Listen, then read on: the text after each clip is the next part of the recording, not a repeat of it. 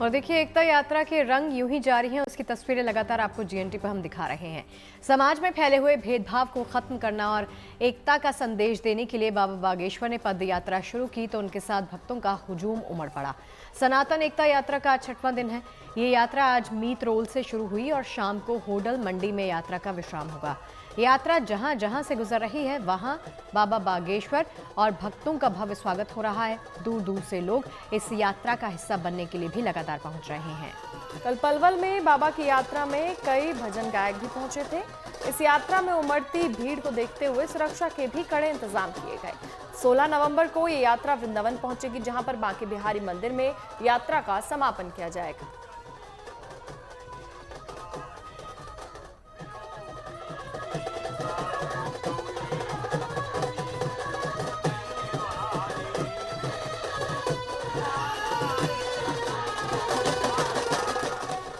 तो देखिए, बाबा बागेश्वर की एकता यात्रा में भक्ति के अनोखे रंग देखने को मिल रहे हैं और इस यात्रा में पंडित धीरेन्द्र कृष्ण शास्त्री के एक दिव्यांग भक्त भी शामिल हुए।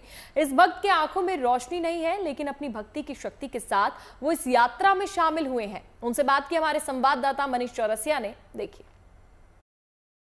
राम जय जय राम, श्री राम जय राम जय जय राम, श्री राम जय राम जय जय राम के जयकारों के साथ पदयात्रा का 6ठा दिन आज शुरू हो चुका है। तमाम श्रद्धालु, तमाम भक्त निकल चुके हैं सड़कों पर और अब अगले पड़ाव की तरफ बढ़ रहे हैं। यात्रा का आज 6ठा दिन, 5 दिन पूरे हो चुके हैं, 10 दिन की ये यात्रा है। और इस वक्त मेरे साथ धीरेन्द्र शास्त्री के बेहद खास भक्त यहाँ मौजूद हैं। इनका एक वीडियो मंच से बहुत वायरल हुआ था, जिसमें ये कह रहे थे कि मेरी उम्र आपको लग जाए। अब देखिए, नंगे पैर यात्रा कर रहे हैं, दिव्यांग हैं, देख नहीं सकते, लेकिन जज्बा ऐसा है कि लगातार यात्रा में बने हुए हैं। खुद धीरेन्द्र शास्त्री भी इनसे कई बार मिल चुके हैं और इनका दावा है कि जो कुर्ता इन्होंने फिलहाल पहन रखा है वो कुर्ता उन्हें गुरु जी ने ही उपहार में दिया था। रामचंद्र की जय। कैसी हो रही यात्रा आपकी? बहुत बढ़िया हो रही है। गुरु जी से मुलाकात हुई? जी, गुरु जी से मुलाकात हुई है हमारी। गुरु जी से मैंने बोला है, गुरु जी हम भी आ गए पदयात्रा में। तीसरे दिन मुलाकात हुई। आज है 6ठम दिवस, यात्रा का 6ठम दिवस है। आज भी हम चल रहे हैं, 7 तारीख से चल रहे हैं। दिल्ली से कात्यायनी मंदिर से चल रहे हैं और ओर से लेकर के छोर तक, वृंदावन तक 16 तारीख तक करेंगे यात्रा। जी, गुरु जी से आप मिले, आप बता रहे कुर्ता उन्होंने गिफ्ट किया आपको, बहुत आपको प्रेम मिलता है उनका। जी जी जी। क्या बात थी जो आपने मन से कह दी थी, जो सब लोगों ने बहुत पसंद की? वो उत्सव की खुशी थी, ऐसी खुशी थी कुछ कहो ना। मतलब उस जन्म उत्सव की, हमारे पूज्य गुरुदेव भगवान के जन्म उत्सव की खुशी थी। इसीलिए कहना था गुरुजी हमारी उम्र आपके लिए लग जाए, लेकिन वो जीभ लौट गई, कहती गुरुजी आपकी उम्र हमें लग जाए।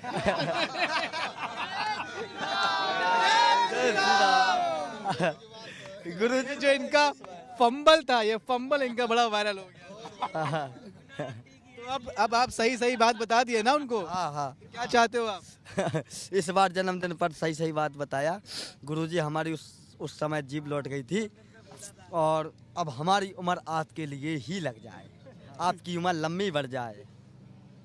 यात्रा में आपको अच्छा लग रहा है? कोई दिक्कत तो नहीं हो रही है? कोई दिक्कत नहीं मुझे, मैं बिना चप्पलों का ही चल रहा हूँ, पर 2 दिन से मोजा मिल गए तो पहले कोई बात नहीं वो। लेकिन उन लोगों के लिए सोचना चाहिए, आप लोगों पत्रकार महोदय आप भी हो, कोई बात नहीं, आप समझाते हो, मतलब सबसे इंटरव्यू लेते हो, आप समझाते रहिएगा। सभी हमारे हिंदू परिवार बागेश्वर धाम परिवार है और सबको समझाते रहिएगा कि राम कि हिंदू भाई जाग जाओ। अब तुमने समय था वो कि तुम घर घुसे थे, अब घर से निकल के आओ, सड़कों पे निकलो और हिंदू को जगाओ, हिंदुओं को जगाओ और जो धर्म विरोधी हैं उन्हें कपाओ कि उनकी ठटरी और गठरी बढ़ जाए, और नहीं तो देश में रहना पड़ेगा तो राम राम कहना पड़ेगा। हिंदू जगाने की बात है, लोगों को एक करने की बात है और एक करने की ये पदयात्रा लगातार ऐसे ही जयकारों के साथ आगे बढ़ती जा रही है। और जिस तरह से यात्रा में लोग शामिल हो रहे हैं वो वाकई दिखाता है कि लोगों में इस यात्रा को लेकर कितना जुनून, कितना जज्बा, कितना जोश है। कैमरामैन शैलेंद्र के साथ Manish Chaurasia, good news today, Palwal. और देखिए तस्वीरें आपको लगातार दिखा रहे हैं, जगह जगह से तस्वीरें यात्रा की निकलकर सामने आ रही हैं। जो संदेश बाबा की तरफ से दिया जा रहा है वो है सबको एक साथ लाने का, सबको एक साथ जोड़ने का। एकता यात्रा देखिए अपने 6वें दिन में प्रवेश कर गई है और बाबा भी निरंतर बिना थके बिना रुके लगातार आगे बढ़ते जा रहे हैं। आज ये यात्रा अपने 6वें दिन में प्रवेश कर चुके हैं और बाबा के साथ भक्तों का हुजूम भी लगातार बढ़ता जा रहा है। जैसे जैसे ये यात्रा अपने समापन की तरफ बढ़ती जा रही है वैसे ही इसके रंग और भी निखरते जा रहे हैं। नाचते गाते हुए भक्त लगातार इस यात्रा का हिस्सा बन रहे हैं।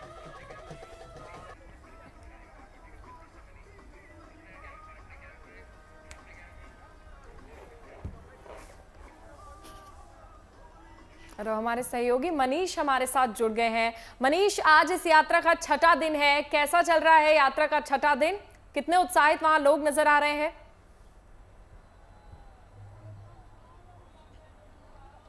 देखिए, उत्साह उतना ही है जितना पहले दिन था। किसी की भी हिम्मत नहीं टूटी है, कोई भी निराश नहीं हुआ है। हालांकि पैरों के छाले भले फूट गए हों, उन पर पट्टियां बन गई हों, लेकिन जोश, जज्बा, जुनून उसी तरह बरकरार है। लेकिन फिलहाल आपको हम एक तस्वीर दिखा रहे हैं। वो कहते हैं कि भूखे पेट न भजन गोपाला, मतलब भूखे पेट तो भजन भी नहीं होता है। तो हम आपको आज व्यवस्था दिखा रहे हैं कि जब पहले पड़ाव पर व्यवस्था जो यात्री हैं वो पहुंचते हैं, पदयात्रा पहुंचती है, तो वहाँ पर लंच की क्या व्यवस्था होती है। ये जो किचन आप देख रहे हैं ये अनिरुद्धाचार्य की तरफ से किया गया है। पूरी पदयात्रा में उनकी तरफ से जो लंगर है, भंडारा आप बोल लीजिए, वो उनकी तरफ से ही है। क्या कुछ यहाँ पर खाने के लिए, आप किसी भी थाली में देखिए आपको पूड़ियाँ दिखाई पड़ जाएंगी, दाल है, चावल है, रोटी है, छोला है, आलू टमाटर की सब्ज़ी है। मतलब एक तरह से ये भोजन तो है ही, साथ ही साथ इस बात का भी इस खाने में ख्याल रखा गया है कि लोगों को एक कंप्लीट डाइट मिले, अच्छे से प्रोटीन मिले, अच्छे से कार्ब्स मिले, कोई दिक्कत किसी को चलने में, पदयात्रा में ना होने पाए। आप जो सेवादार देख रहे हैं ये भी जब खाना किसी को परोसते हैं तो इनके चेहरे की खुशी भी बिल्कुल अलग होती है। क्या नाम है आपका? आपका नाम का? राजू भाई, बीड़ जिला। कैसा लग रहा है, लोग आ रहे हैं? अच्छा लग रहा है, हमचे गुरुजी का अच्छा लग रहा है। क्या क्या बना है खाने? बनाए सब्जी, रोटी, पुरी, चावल, वरण आपलं महाराष्ट्रातलं वरण। खाना कम तो नहीं पड़ता? कप नाही, अच्छा कप इतना भी नहीं। नहीं, देखिए खाना कम नहीं पड़ता।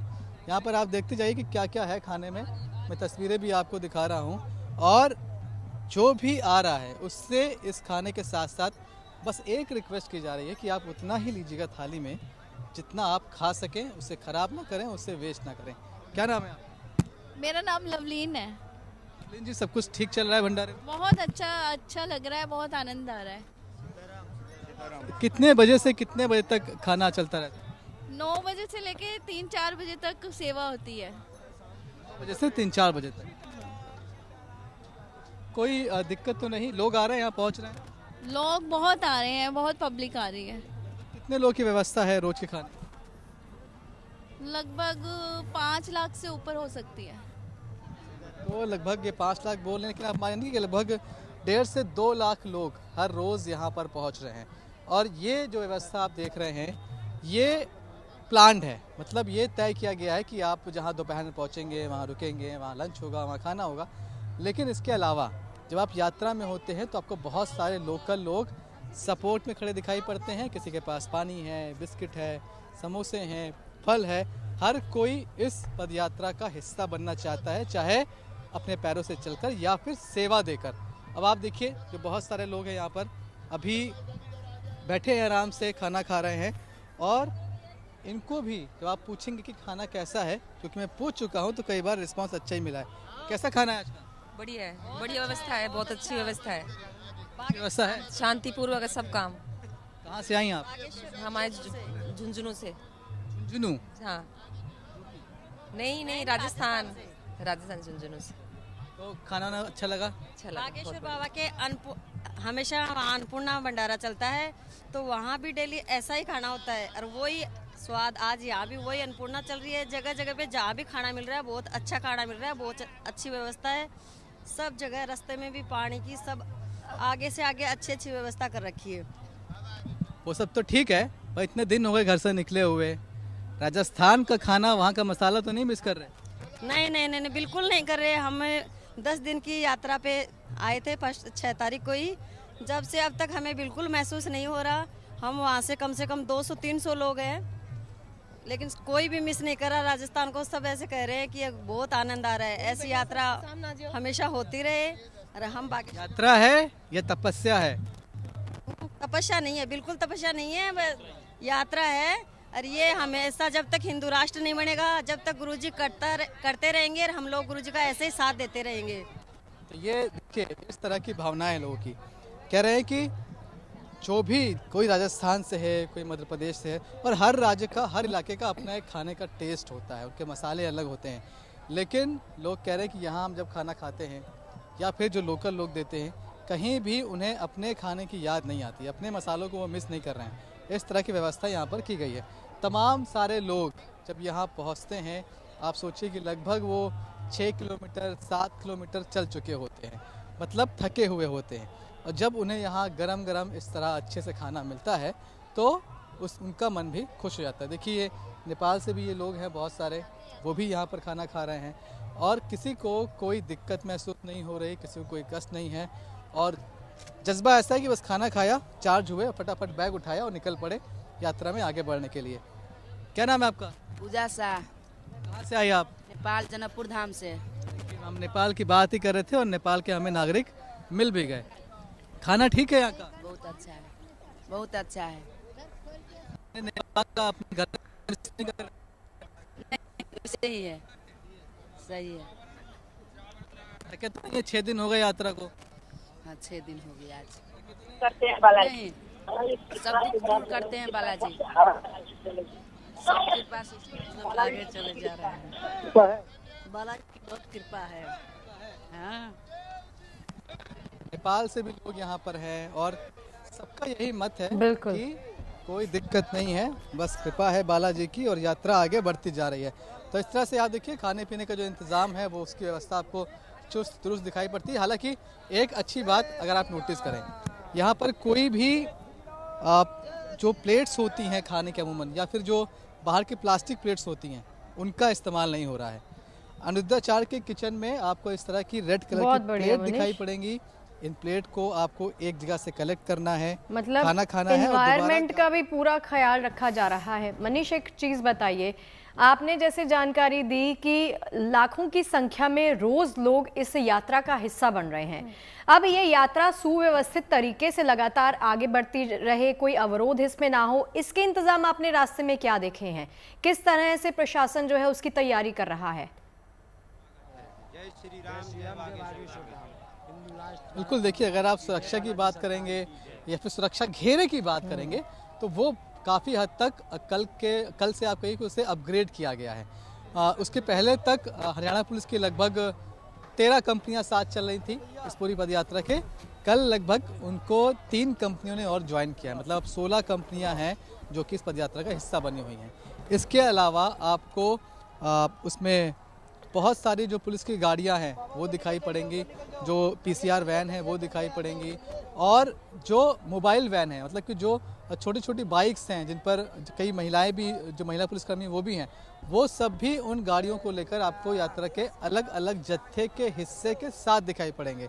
अमूमन ऐसी बड़ी यात्रा में होता क्या है, जहाँ पर VVIPs हैं, VVIP है और VIP है, या आप कहिए धीरेन्द्र शास्त्री हैं, उस घेरे के आसपास आपको सुरक्षा दिखाई पड़ती है। लेकिन परसों के बाद से स्थिति ये बदली है कि आपको जो छोटे छोटे टुकड़े होते हैं यात्रा के, कई लोग आगे निकल गए, कई लोग पीछे हैं, कई लोग बीच में हैं, उन छोटे छोटे जत्थों के साथ भी आपको पुलिस की कम से कम एक गाड़ी, पुलिसकर्मी कम से कम वहाँ पर 10-12 आपको दिखाई पड़ जाएंगे।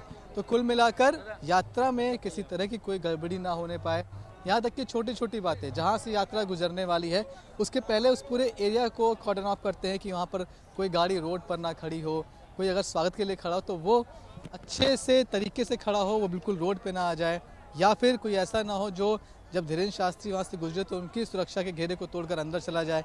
इन सारी बातों का ख्याल रखा जाता है। तो सुरक्षा के लिहाज से अभी तक ऐसी कोई बात देखने को मिली भी नहीं है, और जितनी व्यवस्था दिखाई पड़ती है उससे लगता है कि ये भीड़ के लिहाज से चलिए काफी मनीष, व्यवस्था की दुरुस्त बात है, हो इससे गई ज्यादा और आपने शायद लोगों भीड़ से को भी संभालने बात के की, लिए उनके उत्साह के बारे में भी आपने बताया। क्योंकि मनीष, आप इस यात्रा को काफी समय से कवर कर रहे हैं, जब से इसकी शुरुआत हुई है। सबसे बड़ी चुनौती आपको क्या लग रही है इस यात्रा के दौरान? लोगों के लिए वो क्या चुनौती है?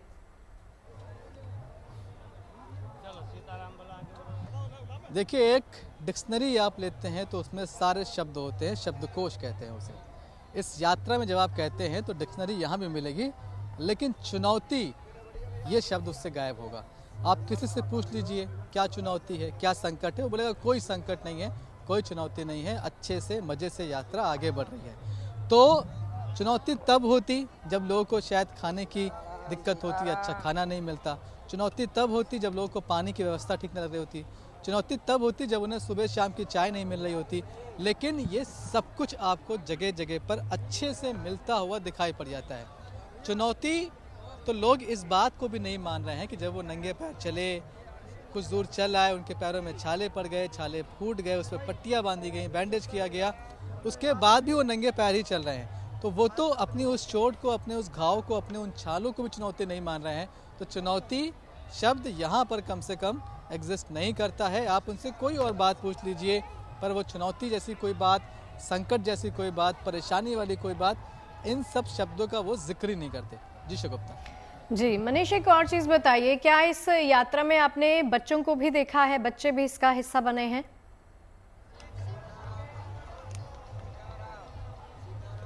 बच्चे भी इसका हिस्सा बने हैं और बड़े जोर शोर से बने हैं।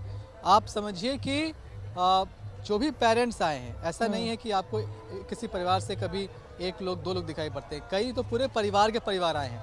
अब जब परिवार आए हैं तो बच्चे भी उनका हिस्सा हैं। बच्चे भी कई बार जयकारा लगाते हैं, नारे लगाते हैं। हाँ, ये बात ठीक है कि वो जब थक जाते हैं तो पेरेंट्स उनको अपने कंधे पर बैठा लेते हैं, उनके पापा उन्हें अपने कंधे पर बैठा लेते हैं उन आगे की यात्रा के लिए। लेकिन आप कहें कि उन बच्चों को क्या दिक्कत है, तो उन्हें कोई दिक्कत नहीं, वो भी और ज़्यादा मज़े में है।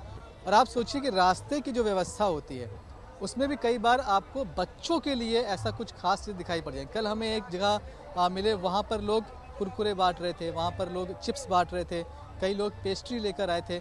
ये वो चीज़ थी जहाँ दिखता है कि बच्चों के लिए भी कुछ ना कुछ रखा हो, क्योंकि जहाँ से यात्रा निकलनी होती है वहाँ पर अमूमन जो आसपास की दुकानें हैं वो बंद कर दी जाती हैं। बच्चे क्या खाते हैं, उनकी डाइट क्या है, ये हम लोग जानते हैं। वो ज़्यादा इस तरह से खाने पर फोकस नहीं करते हैं, उन्हें तो फास्ट फूड चाहिए, बाकी चीज़ चाहिए। तो उन सब चीज़ों को भी आप इस यात्रा में बढ़ते हुए देखते हैं। मतलब बच्चों के लिहाज से, बूढ़ों के लिहाज से, बड़ों के लिहाज से, हर किसी के लिए कुछ ना कुछ इस यात्रा में मौजूद है। और बच्चे वैसे भी जब पेरेंट्स के साथ होते हैं और ऐसे सड़क पर मतलब बाहर घूमने को मिल रहा है, नए नए लोग दिख रहे हैं, नए नए लोग उनके पास जाकर उनसे बात कर रहे हैं, उन्हें बात करने का मौका मिल रहा है, ज़्यादा प्यार, ज़्यादा दुलार मिल रहा है, तो वो भी खुश हैं और उनके पेरेंट्स भी खुश हैं। तो खुशियाँ आपको इस पदयात्रा में जगह जगह दिखाई पड़ जाएंगी। लोग भले ही थोड़ा सा उन्हें कष्ट हो कि पैर अब दुख रहे हैं, जैसे आज हमारी जब बात हुई तो धीरेन्द्र शास्त्री के प्यारों से हमारी बात हुई, उन्होंने बताया कि कल उनको 104 डिग्री बुखार था, मतलब उनके लिए खड़े होना ही मुश्किल था। लेकिन रात भर उन्होंने दवाइयाँ खाई, थेरेपीज़ ली, ट्रीटमेंट कराया और अभी फिर से वो यात्रा में है। आज जरूर जो उनका काफिला है वो थोड़ा पीछे है, थोड़ा वो स्लो चल रहे हैं क्योंकि उन्हें दिक्कत है।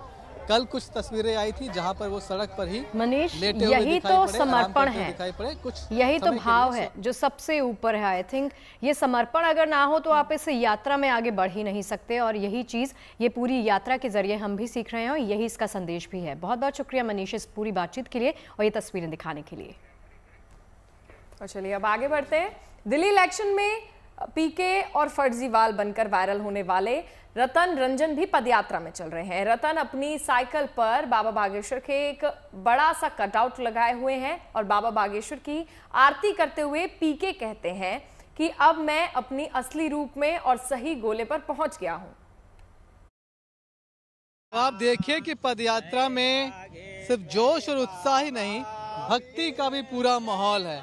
यहाँ पर साइकिल से ये चले हैं, साइकिल पर एक बड़ा सा कटआउट लगाया है धीरेन्द्र शास्त्री जी का और उनकी आरती कर रहे हैं, हिंदू राष्ट्र बनाने की बात कर रहे हैं। स्वामी जय बागेश्वर बाबा, बोलो बागेश्वर धाम सरकार की जय। इधर घूम के आइए आप पहले। चलिए आरती हो गई है। अब देखिए इनका चेहरा आप लोग पहचान रहे नहीं पहचान रहे? लोग जान नहीं रहे अभी आपको, कुछ बोलिए तो लोग पहचानेंगे। देखो जी 5 साल दे दो बस, दिल्ली को लंदन पेरिस बनाना है। तो अब जो है कि देखो जी मैं कट्टर सनातनी हो गया हूँ, कट्टर ईमानदार से कट्टर सनातनी हो गया हूँ। परिचय दे दिया जाए, ये वही भाई साहब हैं जो दिल्ली में इलेक्शन के टाइम पर पीके बन के घूम रहे थे। फर्जीवाल पीके और नकली केजरीवाल फर्जीवाल बन के घूम रहे थे। इनके वीडियोस बड़े वायरल हो रहे थे। आज ये यहाँ पर अपने असली रूप में आए हैं। बिल्कुल कट्टर सनातनी है हम लोग और सही गोला में पहुंच गए। सही गोला, ये सही गोला है और सही बटनिया हम लोग जो है ना दबाने निकले। सही बटनिया ये है, ये भगवा झंडा है ना, यही सही बटनिया है भाई साहब। अगर ये बटनिया, ये झंडा सबके हाथ में रहेगा ना, ये देश बचेगा। और 7 संकल्प के साथ हम लोग जो है निकले हैं पूज्य महाराज धीरेन्द्र कृष्ण शास्त्री जी के साथ। जो 7 संकल्प है इस पद यात्रा का, वो संकल्प जन जन तक पहुंचाना है। पूज्य महाराज जी का संकल्प है, बागे धीरेन्द्र शास्त्री जी का, समाज में समरसता स्थापित हो, समाज में समरसता स्थापित हो, भारत को एक गौरव हिंदू राष्ट्र बनाना है, माँ यमुना स्वच्छ और सुंदर हो, ब्रज धाम क्षेत्र में मांस और मदिरा मुक्त हो, और गौ माता को राष्ट्र माता का सम्मान मिले। फिर प्राचीन वृंदावन में पुनः स्थापित करना है, वहाँ मंदिर और राज्य को सुरक्षित करना है। और लास्ट जो संकल्प है, श्री कृष्ण जन्मभूमि पर भव्य दिव्य मंदिर का निर्माण करवाना है। अब इतना बोल चुके हैं, नाम मैं असली भूल गया। रतन रंजन। रतन रंजन जी, पीके वाला ही आपको मुझे अवतार याद है। और पीके बता रहे हैं कि आज वो सही गोला में पहुंचे हैं और सही बटन दब गया है, सही जगह फोन लग गया है। इस यात्रा में आपको चलते चलते ऐसे बहुत सारे रंग मिलते जाएंगे। कैमरामैन शैलेंद्र के साथ Manish Chaurasia, good news today, Palwal. और देखिए, बागेश्वर धाम के प्रमुख पंडित धीरेन्द्र कृष्ण शास्त्री भेदभाव को मिटाने के मकसद से 10 दिनों की पद यात्रा पर निकले हैं। आज सनातन हिंदू एकता पद यात्रा का 6वां दिन है। हिंदू समाज को एक करने की मुहिम के साथ बाबा बागेश्वर ने 7 नवंबर को इस यात्रा की शुरुआत की थी। हर दिन की तरह आज भी यात्रा में जबरदस्त उत्साह है, लोगों का हुजूम है। यात्रा में शामिल होने के लिए बड़ी संख्या में भक्तों के अलावा साधु संत भी पहुंच रहे हैं।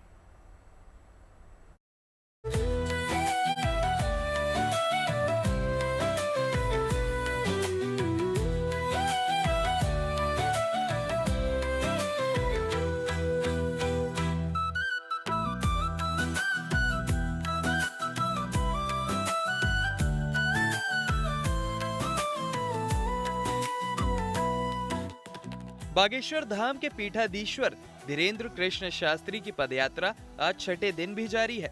7 नवंबर को दिल्ली के छतरपुर मंदिर से शुरू हुई सनातन हिंदू एकता पदयात्रा फरीदाबाद होते हुए पलवल पहुंची, जहां 5वें दिन मित्रौल में रात्रि विश्राम के बाद आज यात्रा फिर पूरे उत्साह के साथ शुरू हो चुकी है। हर दिन की तरह आज भी बाबा बागेश्वर की इस पदयात्रा में आस्था का सैलाब उमड़ रहा है। आज 6ठे दिन ये यात्रा बंचारी गांव तक का सफर तय करते हुए हरियाणा के होडल मंडी तक पहुंचेगी।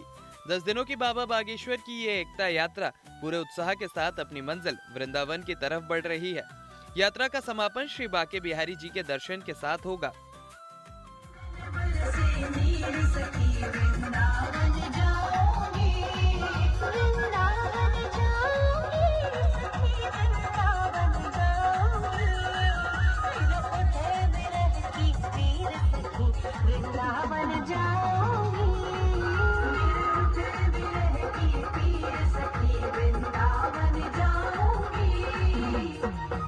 इस तरह भजनों पर नाचते गाते पदयात्री आगे बढ़ रहे हैं। कहीं श्रद्धालु ढोल और जयकारों की गूंज के साथ झूम रहे हैं, तो कहीं हर हर महादेव के जयकारे लगा रहे हैं। हर हर महादेव, हर हर महादेव, हर हर महादेव, हर महादेव। अभी तक लाखों लोग इस एकता पदयात्रा से जुड़ चुके हैं। हर कोई इस यात्रा का हिस्सा बनना चाहता है। जैसे जैसे नए नए लोग इस यात्रा के साथ जुड़ रहे हैं, वैसे वैसे हर रोज इस यात्रा में नए नए रंग देखने को मिल रहे हैं। कितना लंबा ये ध्वज लेकर चल रहे हैं और सबसे ऊपर जय श्री राम का ध्वज है। और इस पूरे आप देखेंगे, इस पूरे डंडे पर, लाठी पर, तो आपको बहुत सारे भगवा ध्वज बंधे हुए दिखाई पड़ जाएंगे। कितने हैं, कुछ गिना है? गिनते जैसे जो भक्त आके दे देते हैं, उनको बांध के झंडा को और लहराया जा रहा है कि सबको जागरूक किया जाए बोल के। कोई इस यात्रा में शामिल होकर बाबा बागेश्वर के संकल्पों के प्रति अपना समर्थन जाहिर करना चाहता है, तो किसी के मन में बागेश्वर धाम पीठाधीश्वर के दर्शन की तमन्ना है, तो कोई इस यात्रा में शामिल होकर पुण्य कमाना चाहता है। सुबह से लेकर शाम तक हजारों लोग लगातार पदयात्रा कर रहे हैं, लेकिन उनके चेहरे पर थकान नहीं बल्कि मुस्कान दिखती है। यात्रा कैसी चल रही है, कोई समस्या? बहुत अच्छी चल रही है, बहुत अच्छी चल रही है। किसी भी चीज की दिक्कत नहीं हो रही है। सारी सुविधा जो है प्रभु साथ साथ रखे हैं, कोई भी दिक्कत नहीं है। थकते हैं तो क्या करते हैं जी? थकते हैं तो क्या करते हैं? अरे आपसे तो बता रहे हैं, थकाई का कोई महसूस ही नहीं है, कोई महसूस ही नहीं होता है। तो जय श्री राम बोलते हैं, सारी महसूस दूरी हो जाती है। जय कोई थकने का कोई नाम ही नहीं होता भैया। पहले नहीं 3 लोग हमारे साथ में, कोई दिक्कत तो नहीं हो रही? दिक्कत नहीं है, हम तो कभी दिक्कत में रहते नहीं, बड़ा आनंद आता है, प्रभु की शरण में रहते हैं हमेशा। पदयात्रा जहां जहां से गुजर रही है, हर जगह लोग यात्रा का स्वागत करते नजर आ रहे हैं। बाबा बागेश्वर की झलक पाने और पदयात्रियों का उत्साह बढ़ाने के लिए सड़क के दोनों तरफ लोगों की जबरदस्त भीड़ देखी जा रही है।